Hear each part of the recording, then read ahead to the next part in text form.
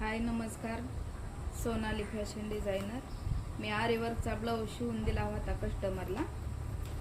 कालच ब्लाऊज दिला होता आणि त्याचे स्लीव पण जरा लांब होते. असा आहे आरीवर्कचा ब्लाऊज. असा आरीवर्कचं डिझाईन आहे बॅकला आणि स्लीवला पण आरीवर्कची डिझाईन आहे. कालच मी तयार करून दिला होता. कस्टमरच्या बाहीची लांबी जास्त होती, तेवढीच मी केली होती आणि घालून पण बघितलं घरी गेल्यानंतर, घेऊन गेल्या घरी. आणि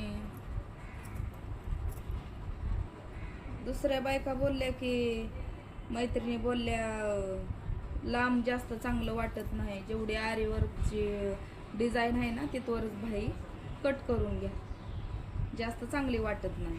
तर ही त्याची बॉर्डर होती बघा, साडीमध्ये अशी बॉर्डर आहे साडीला आणि ती इथं होती. त्यांनी मला वापस दिला ब्लाऊज,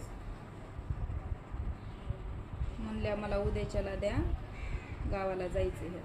एवढी कट करून काढली मी बॉर्डर. असे कस्टमर डबल काम करायला लावतात. यात किती वेळ वाया जातो आमचा. दुसरा ब्लाऊज शिवून होत आहे आमचा. अगोदरच सांगायचं होतं ना त्यांनी की तुम्ही जेवढी आरीवरची डिझाईन आहे तेवढीच घ्या म्हणून. एवढे एक्स्ट्रा पट्टी कापून काढली मी त्याला. अर्धा पाऊण घंटा गेला मला.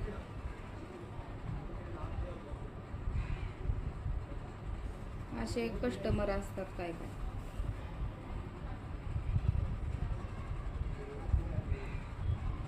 किती मेहनत करावं लागते आम्हाला एक ब्लाऊजच्या पाठीमागे. आणि पूर्ण वर्क आहे तर मला हात शिलाई करावी लागली मग कट करून.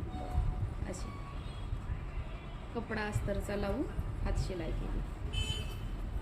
अशी मेहनत असते आमची. सगळं काम सोडलं पण त्यांचं ब्लाऊज तयार करून दिलं मी. असं झाले ब्लाऊज.